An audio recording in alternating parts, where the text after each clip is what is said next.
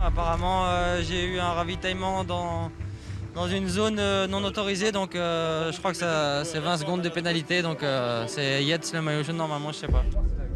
It's not the way I imagined taking a jersey. I'm not even sure what's happened to Julian. I heard he got a time penalty or something for taking a feed late or something, but yeah, if I'm honest, I don't think anybody wants to take a jersey like this. Si c'est comme ça, il n'y a pas de souci. Demain, je vais me relever et puis on n'en parle plus, quoi. Voilà surtout Alaphilippe et la Deceuninck Quick-Step débarrassés du poids de la course. Ce tracé du Tour de France 2020 nous réserve de belles empoignades dès les premières étapes. Aujourd'hui, le mont Aigoual se dresse devant le peloton au bout des 191 km de course au départ du Teil. Mais plus que le mont Aigoual, en amont avec la beauté des Cévennes en arrière-plan, c'est le col de la Luzette qui devrait faire des dégâts avec ses 12 km à près de 7% de pente moyenne. Attention pour le départ réel de la 6e étape du Tour de France. Stop, départ réel donné. Après quelques tentatives, notamment de Thomas De Gendt, le Boucou parvient à s'extirper rapidement. On retrouve 8 coureurs à l'avant. Certains peuvent légitimement imaginer remporter l'étape. Nicolas Roche, Alexei Lutsenko, Rezu Serrada ou le polyvalent Edvald Boasson-Hagen. Et au bout d'une quarantaine de kilomètres, l'écart approche les 5 minutes et les regards se tournent alors vers le mieux classé au général, Greg Van Avermaet. Le Belge de la CCC est virtuellement maillot jaune alors que le rythme est très soutenu dans cette première partie de tracé. 52 km couverts dans la première heure, donc avec évidemment le vent 3/4 d'eau. L'écart augmente, c'est 50.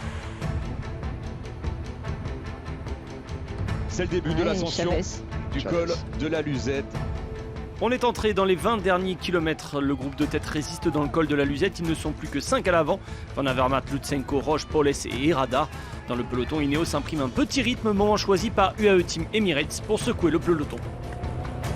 C'est attaque. Ouais. C'est Arou. C'est bien Fabio Aru. Fabio Aru, effectivement. Le Sarde qui place une accélération, Fabio Aru. Et ça attaque à l'avant avec la nouvelle accélération de Nelson Paules. Il n'y a plus que Lutsenko dans la roue de Nelson Paules et Greg Van Avermaet qui s'accroche. Lutsenko est parti tout seul. Oui. Le peloton ne bouge pas dans le final. Les favoris ne s'attaqueront pas. Devant, Lutsenko résiste à Rezu Serrada. Lutsenko, l'arrivée, elle est là jusqu'au bout. Et à 27 ans, donc il s'offre le plus beau succès de sa carrière. Alexei Lutsenko qui remporte donc cette 6e étape du Tour de France.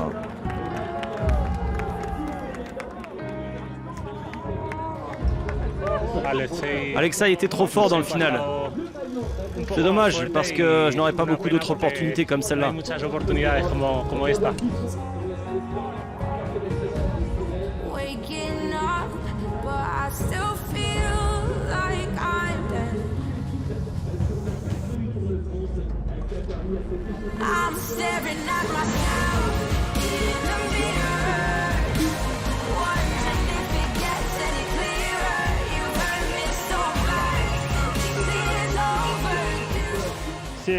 Oui, sur une telle course, cette victoire est très importante.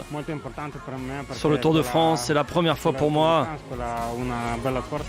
Le Tour de France, c'est une course tellement importante, je suis très heureux d'avoir gagné.